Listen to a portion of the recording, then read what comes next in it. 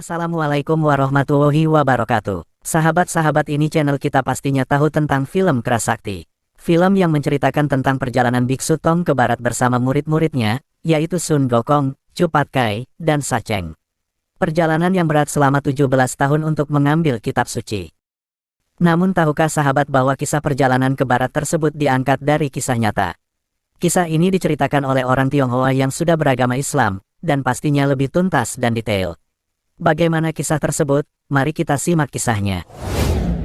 Ketika dinasti Tang berkuasa, China tengah mencapai masa keemasan, sehingga dengan mudah ajaran Islam tersebar dan dikenal masyarakat Tiongkok. Di dalam kitab sejarah Cina yang berjudul Ciu Tahang Su, diceritakan Cina pernah mendapat kunjungan diplomatik dari orang-orang Tasi. Tasi adalah sebutan China pada bangsa Arab. Orang-orang Tasi ini merupakan duta dari Tan Mi Monik yang ketiga, yaitu Khalifah Utsman bin Affan radhiyallahu anhu. Sebenarnya, Biksu Tang, atau Biksu Tong, adalah tokoh yang benar-benar hidup di zaman dinasti Tang, dan memang Kaisar Tang menugaskan Biksu Tang mengambil langsung kitab suci ke barat besar.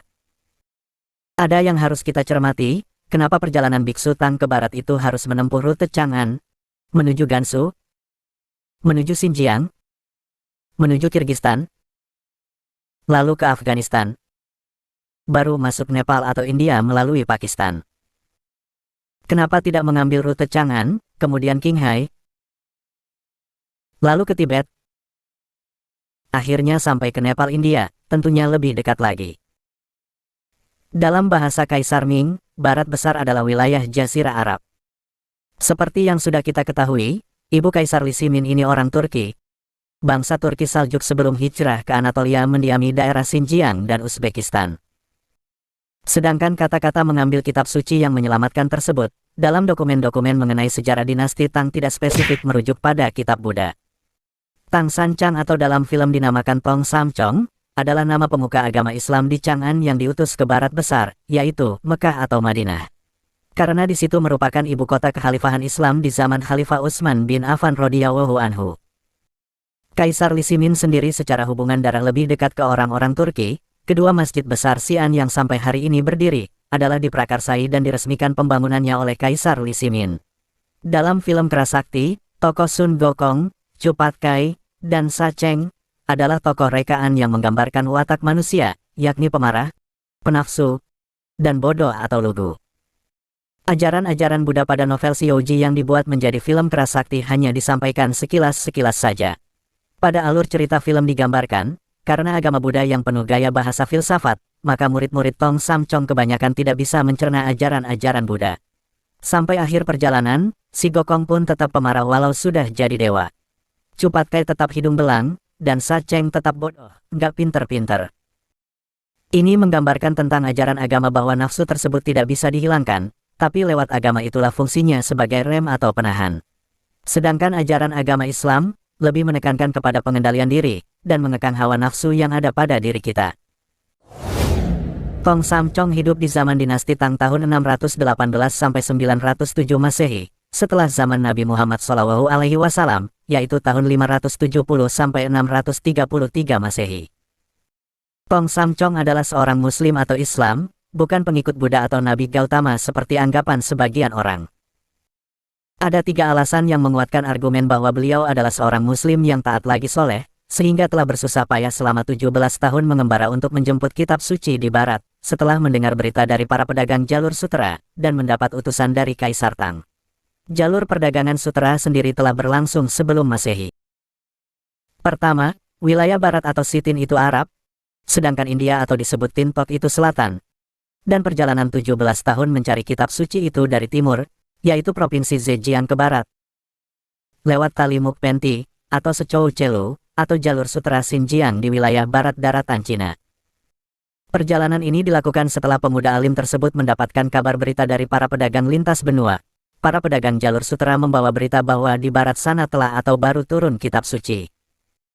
Kemudian berita tersebut disampaikan pada Kaisar Tang, dan Kaisar Tang kemudian mengutusnya untuk pergi mengambil kitab suci. Maka berangkatlah beliau dari tanah kelahirannya, melalui jalur sutera yang banyak dihuni oleh pedagang-pedagang Muslim, yaitu Provinsi Zhejiang Cina bagian timur menuju barat atau Tanah Arab. Lewat Gansu lalu ke Xinjiang, di situ ada Foyan Shan, atau Flaming Mountain, alias gunung api bagian barat Cina. Yang kita ketahui bersama bahwa 99,99% penduduk provinsi Xinjiang sekarang beragama Islam. Kedua, jarak Tong Samcong, yaitu abad ke-7 Masehi, dan Buddha Siddhartha Gautama adalah 5 abad sebelum Masehi, kurang lebih 1200 tahun. Jadi, tidak bisa dikatakan baru lagi, sebab sudah lebih dari 1000 tahun. Ketiga, ajaran Buddha Gautama sudah masuk ke daratan Cina sebelum Tatmokosu, atau Bodhidharma, atau Zen, yang juga dari India. Bukti Tatmokosu ada di kuil Shaolin, Gunung Xiongsan, Provinsi Henan. Berarti jalur Cina-India sudah ada sebelum perjalanan Tong, yaitu dari arah selatan negeri Cina. Jadi untuk apa memutar begitu jauh lewat utara baru ke selatan, sedangkan alat transportasi dahulu hanya unta, kuda atau keledai. Pada masa itu, yaitu abad ke-6-7 Masehi, di India mayoritas menganut agama Hindu. Sedangkan agama Buddha mengalami kemunduran pada abad ke-3 Masehi. Kemunduran agama Buddha merupakan akibat dari dua hal, yaitu 1. Wafatnya Raja Asoka pada tahun 232 sebelum Masehi. Sehingga tidak ada raja yang mau melindungi dan mengembangkan agama Buddha di India. 2. Karena agama Hindu berusaha memperbaiki kelemahan-kelemahannya, sehingga pengikutnya bertambah banyak. Orang China mengenal Islam dengan sebutan Yisilan Jiao atau Yisilan Jiabao, yang berarti agama yang murni. Masyarakat Tiongkok menyebut Makkah sebagai tempat kelahiran Mahiyawu, atau Buddha Mahiyawu, yaitu Nabi Muhammad SAW dengan sebutan di Barat, atau Barat Besar. Hal inilah yang mendorong Kaisar dinasti Tang untuk mengutus duta, yaitu Tong Samcong, untuk belajar dan mengambil kitab suci Al-Quran yang baru turun ke Barat, yaitu Arab. Sejarah mencatat, Islam masuk ke Cina pada masa dinasti Tang tahun 618-905 Masehi, yang dibawa oleh salah seorang panglima Muslim, Sa'ad bin Abi Waqqas radhiyallahu anhu di masa Khalifah Utsman bin Affan radhiyallahu anhu. Menurut Chen Yuen dalam karyanya, A Brief Study of the Introduction of Islam to China, masuknya Islam ke Cina sekitar tahun 30 Hijriah atau sekitar tahun 651 Masehi, masa setelah Tong Samcong melakukan perjalanan ke barat.